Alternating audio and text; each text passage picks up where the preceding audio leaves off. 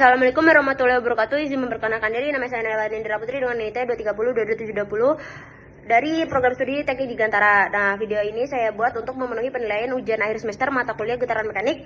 Nah, pada video kali ini saya akan menjelaskan analisis respon getaran sistem 2 derajat kebebasan dengan redaman sesuai dengan soal UAS yang diberikan.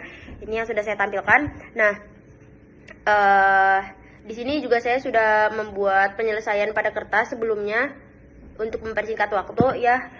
Dan di sini saya akan menjelaskan hasil dari penyelesaian saya ini. Nah, di mana di sini saya tuliskan ada diketahuinya daripada M1 atau massa pertama itu 30 kg, massa kedua atau M2-nya itu 60 kg, pegas pertama K1-nya itu 200.000 N per M, pegas keduanya atau K2-nya itu 400.000 N per M, redamannya atau si C-nya itu 150 Ns per M. Nah, yang mana di sini juga sudah saya tuliskan langkah-langkahnya. Nah, ini kita cari dulu yang si M1-nya itu. Di M1 kan ada gaya pegas, yang mana ini ada terdapat rumusnya, dan juga rumus gaya pegas antara masanya ini juga sudah saya tuliskan. Yang mana ini juga ada persamaan gerak hukum Newton untuk massa yang pertama, yaitu sigma F sama dengan M1 X double dot 1. Dan di sini juga udah saya tuliskan beserta turunan dan penyederhanaannya. Dan juga di kedua persamaan ini disusun juga dalam bentuk matriks. Kan ini M1 dan M2 sudah kita tuliskan cara-caranya dari tahap awalnya ini kita turunkan bagaimananya sampai disederhanakan. Nah, ini untuk penulisan dalam bentuk matriksnya, yaitu MX double dot ditambah CX dot tambah KX sama dengan 0. Nah, ini M ini kan dikali percepatan ditambah atau ditambah C dikali dengan kecepatan ditambah K dikali perpindahan. Nah, ini sama dengan 0. Nah, di sini ini matriks M itu menyatakan massa, C itu menyatakan redaman, dan matriks K itu menyatakan kekuatan sistem atau si pegasnya ini. Nah, kemudian ini saya juga buat si matriksnya ini kan sudah saya buat. Matriks redaman hanya muncul pada massa kedua sesuai dengan elemen redaman pada sistem, sedangkan matriks kedua atau si kekakuan yang ini nih menggambarkan hubungan gaya pegas antar massa. Dan juga ini sudah saya tuliskan dalam bentuk matriks, mempermudah analisis sistem secara keseluruhan.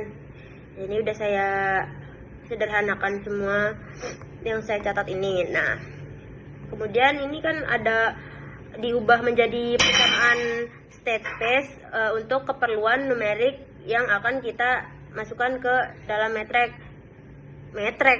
maksudnya MATLAB. Nah, keperluan numeriknya itu untuk mempermudah kita menghitung di MATLAB itu, Pak. Nah, ini kan sudah saya bentuk dari matriks ini, dan saya bentuk state space ini. Nah, ini kan ada beberapa variabel keadaan didefinisikan sebagai perpindahan dan kecepatan dari masing-masing massa. Dan demikian ini si sistem dapat dituliskan dalam bentuk persamaan si state space-nya ini, Pak. Nah, dalam bentuk ini agar mudah yang saya bilang tadi di analisis MATLAB. Nah, kemudian ini saya juga udah membuat di MATLAB-nya, Pak. Dari ada trial and error-nya juga sebelumnya. Yang ini sudah saya sempurnakan. Ini dari yang sudah kita ketahui tadi, kita masukkan di dalam MATLAB ini. Dan sebelum juga saya sudah mencoba di percobaan ini ada trial dan error-nya kan. Nah, ini untuk yang sudah saya sempurnakan, Pak. Nah, ini langsung saja kita di run agar memperlihatkan si getarannya itu. Jadi di figur satunya. Nah, sembari kita menunggu di persamaan state space yang tadi itu kan sudah kita masukkan nih ke MATLAB sesuai dengan parameter si sistem yang telah ditentukan. Nah, di kondisi awal ini yang diberikan adalah perpindahan awal pada massa pertama itu sebesar 0,01 meter, sedangkan massa kedua itu seluruh kecepatan awal bernilai 0. Nah, kondisi awal ini digunakan untuk memicu terjadinya getaran pada sistem. Nah, ini kan sudah ada di figur satunya ini si hasil grafiknya kan. Nah, di sini tuh hasil analisis ditampilkan dalam bentuk grafik perpindahan terhadap waktu. Terlihat bahwa kedua massa mengalami getaran yang bersifat osilatif Seiring bertambahnya waktu, amplitudo getaran semakin mengecil yang menunjukkan adanya pengaruh redaman viskos pada sistem. Nah, masa kedua itu ikut bergetar akibat adanya transfer si energi dari masa pertama melalui pegas. Dan izin Bapak, pada video kali ini juga saya penjelasannya itu hanya difokuskan pada poin-poin utama dan garis besar analisis.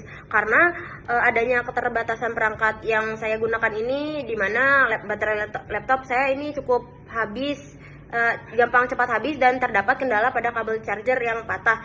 Nah, namun demikian seluruh tahapan analisis utama telah saya sampaikan dan tetap sesuai dengan konsep getaran mekanik.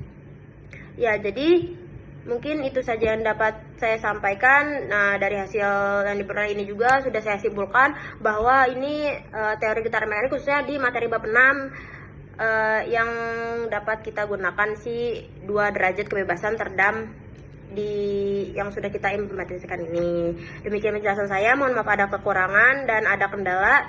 Wabillahi taufiq wal hidayah. Wassalamualaikum warahmatullahi wabarakatuh.